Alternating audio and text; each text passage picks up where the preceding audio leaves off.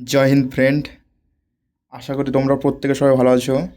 তো বন্ধুরা, তোমাদের যে আজ এই কিছুক্ষণ একটা ইন্ডিকেটিভ ভ্যাকেন্সি তোমাদের পেপার কাগজ একটা কাটিং এসেছে, এই 28/8 মানে আজকেই, এই একটু আগেই পেপারে দিয়েছে।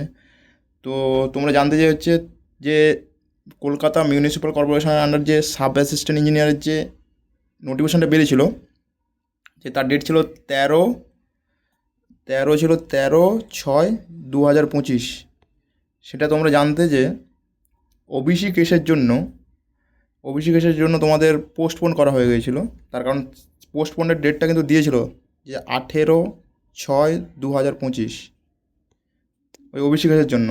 তো তারপর কি হলো না হচ্ছে, যখন দেখবে এই কিছুদিন আগে তোমাদের যেইর মানে জয়েন্ট এন্ট্রান্সের রেজাল্ট বেরিয়েছে, তারপর হচ্ছে যারা জেক্সপো দেবে তাদেরও রেজাল্ট বের করেছে। এরপর কি হলো না হচ্ছে, দেখবে পর করে এবার ভ্যাকেন্সিগুলো আস্তে আস্তে করে দেখো সব বের করবে।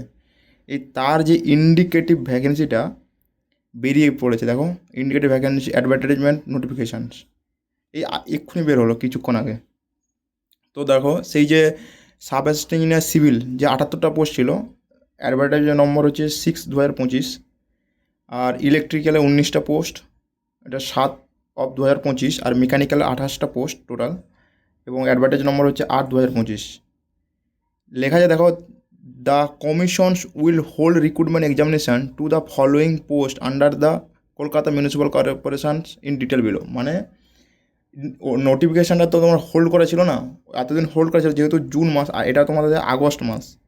তো কিছু দিনের মধ্যে হয়তো তোমাদের পুরো ডিটেল নোটিফিকেশানটা বেরিয়ে যাবে তোমাদের যে কলকাতা মিউনিসিপ্যাল কর্পোরেশন সার্ভিস কমিশনের যে মেন অফিসিয়াল ওয়েবসাইটে দিয়ে দেবে।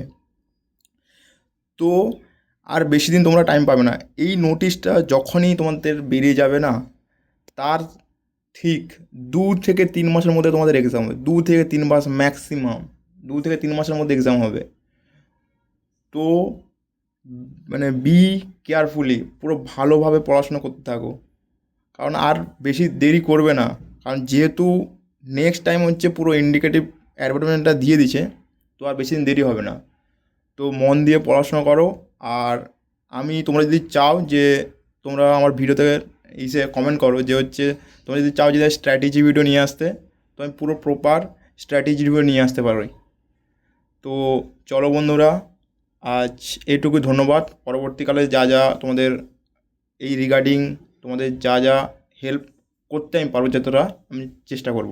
ধন্যবাদ।